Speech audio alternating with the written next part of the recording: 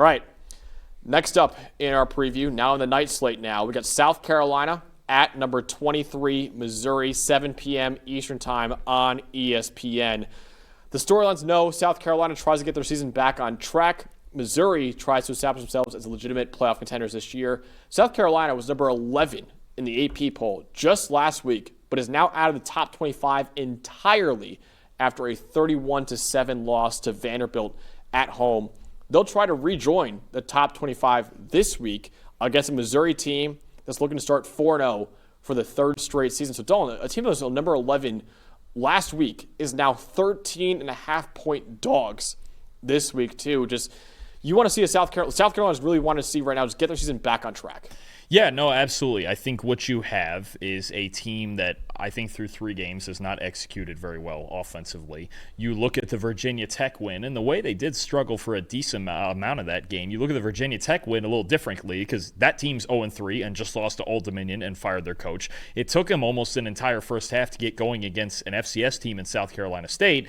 And then, I'll be honest with you, I think, and the Lenora Sellers injury plays into this and whether or not he's going to play, but I think they would have lost to Vanderbilt with Sellers for 4 quarters. They did not look like the better team on that field. Vanderbilt looked like the better football team. So I think that spread is a bit wider because of the ambiguity surrounding Sellers and the possible head injury, concussion, whatever they're officially calling it, and whether or not he's going to play, because it is going to get harder, obviously, with Luke Doty, we assume, in there as the quarterback. But yeah, I mean, this is also respect for Missouri, who is just raging hot to start the season with this offense, with Bo Pribula, the run game.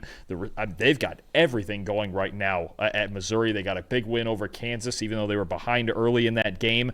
I think it speaks to where these two teams are at within the first 3 weeks of the season, kind of tossing out preseason expectations. Yeah, Shane Beamer said about Lenora Sellers, he's optimistic on both of those guys for this game. He said that on Sunday night. So we'll see whether or not he's able to play. I think we had a concussion in that loss to Vanderbilt this past weekend. Dalton, you have that South Carolina offense right now. What should we know in the Gamecocks of the ball in this game? Okay, so whether it is Sellers or Doty or whoever else at quarterback. Aaron Olin, maybe. Aaron Olin, Steven Garcia, whatever, however far back, whoever's suiting up at quarterback for South Carolina, they need to run the football better.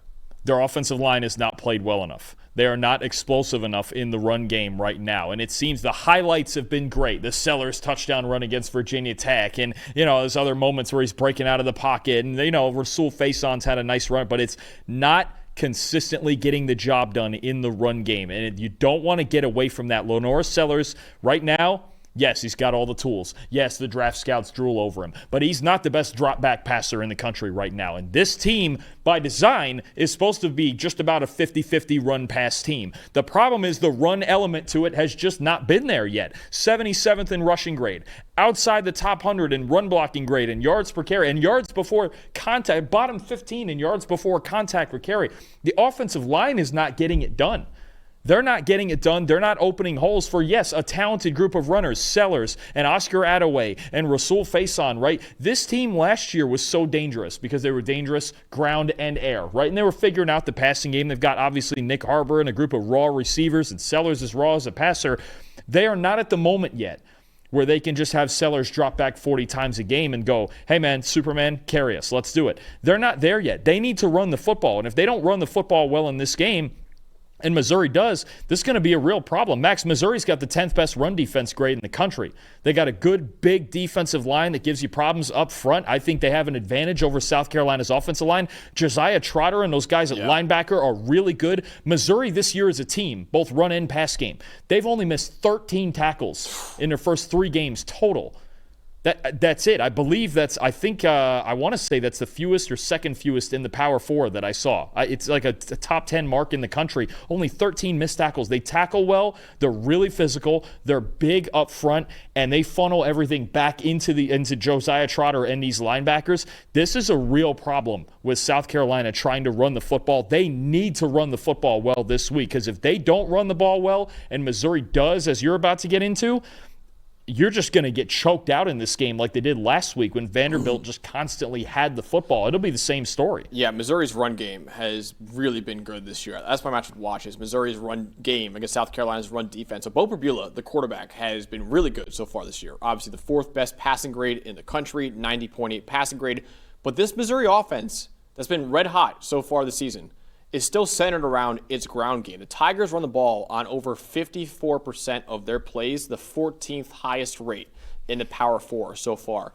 Ahmad Hardy, their running back, the transfer that they got this year, he's the early favorite for the Doak Walker Award, I would say right now. He leads the country with 28 forced missed tackles. He leads the Power 4 with 464 rushing yards. He also leads the Power 4 with 340 yards after contact. Missouri is also 17th in the nation with a 73.3 run blocking grade, too. So, yes, the passing game has been great for Missouri so far, but they want to win with their rushing attack first, and Ahmad Hardy has been a superstar for Missouri at running back this year. South Carolina's pass defense isn't nearly as strong as it was last year. They're only 88th in team pass rush grade, 87th in coverage grade so far, but they've been far better in run defense.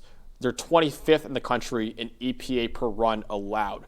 If South Carolina can get Missouri behind the chains and make Bo Perbula win as a pure drop back passer on obvious passing plays, they have a chance of slowing down the Tigers' red-hot offense. But if Ahmad Hardy can get him to 2nd and short or 3rd and short, then all of a sudden South Carolina's defense is behind the 8 ball. Yeah, I mean, we felt like South Carolina last year was a top 5 defense. We really did, and the grading showed that out, especially in pass defense. This year, right now, the 62nd. And I tried to say it, when you lose T.J. Sanders and Taka Hemingway and Kyle Kennard and your top 3 linebackers and Nicky Manwari, it's going to take a step back. That's a boatload of talent that went to the NFL, right? So you're talking about a team that needs the offense to step up. The defense, still good defense. It is. Yeah. You still have Dylan Stewart and Jalen Kilgore and this good secondary and guys like that. But this is a test. This is a real test. And I'll tell you, I talked about the Missouri's defensive line, I think, has an advantage. Their offensive line, Connor Tollison at center, one of the best centers in the country. Caden Green, what he's doing at left tackle. We talked about that a couple of times. Dangerous Missouri team. I think definitely better than we thought they would be. I did not think they would look this good offensively. And when you've got not just Ahmad Hardy, but Jamal Roberts as well. And Bo Perbula. And Bo as the option threat and everything he can do outside the pocket, designed or scrambling, Missouri's a problem. They're a real problem up front. And it's, to me, it starts still with their offensive and defensive lines, too. So will Missouri continue their undefeated season, or will South Carolina get their season back on track after losing to Vanderbilt this past week? I'm in on the Tigers. I'm in. 13.5 might be a little wide, especially if Sellers plays. I've got it 30-20. I think you just have one team that is executing, especially offensively, at a red-hot level right now, and I've got a South Carolina team that is not. They're not. Even the Virginia Tech game that they won, there were moments, the big Sellers run on the first drive, the deep post to Nick Harbor, but there's too much just home run and strikeout in their offense. And I think Missouri has advantages on both sides. Now, South Carolina's D-line against Missouri's O-line is more of an even battle. Obviously, you have Dylan Stewart, Brian Thomas Jr. The D-tackles have played reasonably well, especially in run defense, but I still think Missouri has the advantage there, and I think Missouri has a major advantage, their D-line over South Carolina's offensive line and their run defense against South Carolina's rushing offense. Missouri 30-20. I think they get it done. I have it 27-21. I do have Missouri winning the ball game. I think 13.5 is a lot of points for this game. They are hedging for Sellers playing. If Sellers doesn't play, then I get it. I'm in. Yeah. But I think closer to like 9 or 10 is probably better even if Sellers does play. Because again, if they're going to win this game, Sellers has to play, and Sellers has to he has to be Superman. Could be, but it hasn't happened so far. Or they have to execute a lot better against the best team they've played so far. By far, the best team that they have played. Vandy's good. I won't say Vandy's not good. But I would still take Missouri over Vandy right now. Good game, though. I don't know if we're getting that eventually. I have Vandy ranked above Missouri right now, but if Missouri wins this game by a lot, too, they could be up there. Yeah.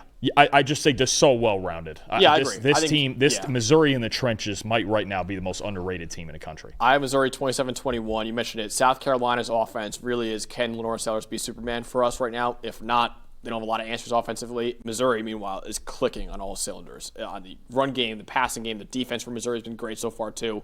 I have Missouri winning this one closer than the spread would indicate. I do like South Carolina plus 13.5, especially with Shane Beamer being optimistic that the North Sailors will play from his concussion he suffered this past weekend. So 13.5 is a little too much for me, but I still think Missouri's going to win this ball game.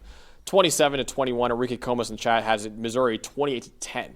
He thinks South Carolina. He said they're done. That's what he said. So we'll see. If they only score 10 points and Sellers does play, boy, we're in for a rough ride down. Well, I was going to say in Columbia, but they're both Columbia. I just thought about True. that. But yeah. One way, somebody's in for a rough ride in Columbia, I guess. That's how that works, too. But we both have Missouri winning this ball game.